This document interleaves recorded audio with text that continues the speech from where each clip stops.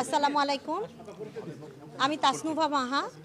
আমার স্বামী শহীদ মেজর তানভীর হায়দার নূর।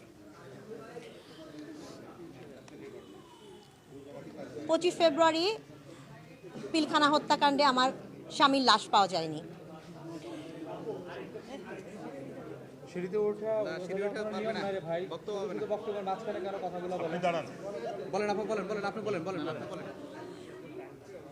25-26 ফেব্রুয়ারির পিলখানা হত্যাকাণ্ডে আমার স্বামীর লাশ পাওয়া যায়নি। এরপর আমার স্বামীর হত্যাকাণ্ডের পরে আমাকে 4 বার ডিএনএ টেস্ট করানোর ব্যবস্থা করে দেওয়া হয় আমার সন্তানদের সাথে এবং আমার সন্তানের দাদার সাথে। করার পর থেকে এই পর্যন্ত তার 4 বার ডিএনএ টেস্ট হয়, কিন্তু আমাকে 10 মাস পরে একজনের লাশ দেওয়া হয়। সেই লাশটা 47 বছর বয়সী ছিল এবং 5 ফিট 5 ইঞ্চি হাইটের ছিল। যেখানে আমার হাজব্যান্ড 25 ফেব্রুয়ারি 2009 সালে তার বয়স ছিল 28 বছর 5 মাস 25 দিন এবং তার হাইট ছিল 5 ফিট 10 ইঞ্চি, 5 ফিট 11.5 ইঞ্চি।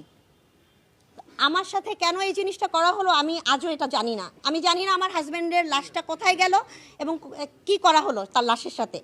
আমাকে একটা মিথ্যা কবর দেওয়া হয়েছে, আর আমি যতবারই এটার জন্য প্রতিক্রিয়া জানিয়েছি আমাকে বলা হয়েছে আমার হাজব্যান্ডকে দেশদ্রোহী করা হবে।